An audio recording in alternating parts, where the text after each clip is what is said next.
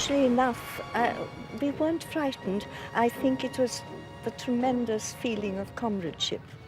The enormity of it all sort of kept any fear away. On her 79th birthday, Iris Bauer retraces her steps on Juno Beach in Normandy.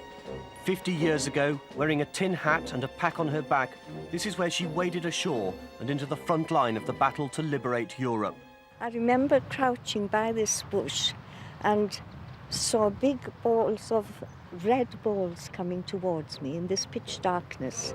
And we heard afterwards the troops called them flaming onions. I thought my end had come. For this little old lady from Radlett in Hertfordshire, it was all a very long time ago. But Iris has good reason to remember, for she and her friend Molly Giles were the first British women to land in Normandy. Before the war, Iris was a young nurse working at St Mary's, Paddington. She soon joined up, volunteering for the Princess Mary's Royal Air Force Nursing Service. There she met, fell in love and married one of her patients, bomber pilot Donald Ogilvy. A wartime romance that was to end in tragedy when Donald was killed on a mission over Holland. It was his death which led Iris to D-Day. Like so many hundred widows at the time, I was devastated really. And I thought I must do something. So I wrote to the matron-in-chief of the Princess Mary's Royal Air Force Nursing Service to see if it was possible that I could be on the mobile field hospital being prepared for the invasion.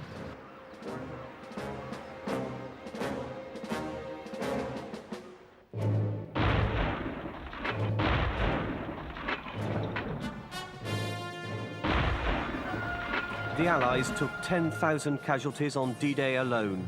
Mobile field hospitals would play a vital role throughout the battle. Shortly before dawn on D-Day +6, Iris and her friend Molly approached the beach on a landing craft. I remember standing with Molly on the left-hand side, and suddenly we were told, "Off you go." And we went down the ramp, and I felt sand under my feet, and I'd landed on Juno Beach. In the confusion of war, the soldiers soon learned to expect anything, but even they were unprepared for the sight of two women in tin hats. I suddenly heard a noise almost in my ear saying, "Where are you off to?" And I looked, and it was a beachmaster. And of course we had our tin hats on, packs on our backs.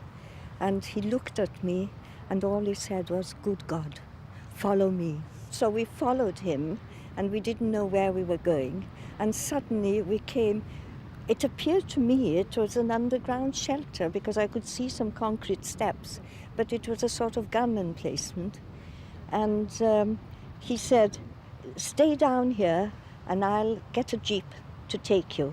So Molly and I went in with the armed escort, and one of the troops shouted, "Watch out, Adolf, you've had it now." For Iris and Molly, the landing was over. The real work was about to begin. They were soon in their mobile field hospital. And then our casualties arrived, over 200 of them. And it was an emotional moment for us all. Some were in a poor state and some had to have immediate surgery. Strangely enough, they were so grateful to us. You know, it was wonderful to see sort of smiles in their eyes and things. So that helped us. Iris and Molly followed the battle through France and into Germany, often sleeping within range of the enemy guns. Occasionally there were moments of light relief, but mostly they were confronted with the reality of war and all its horrors.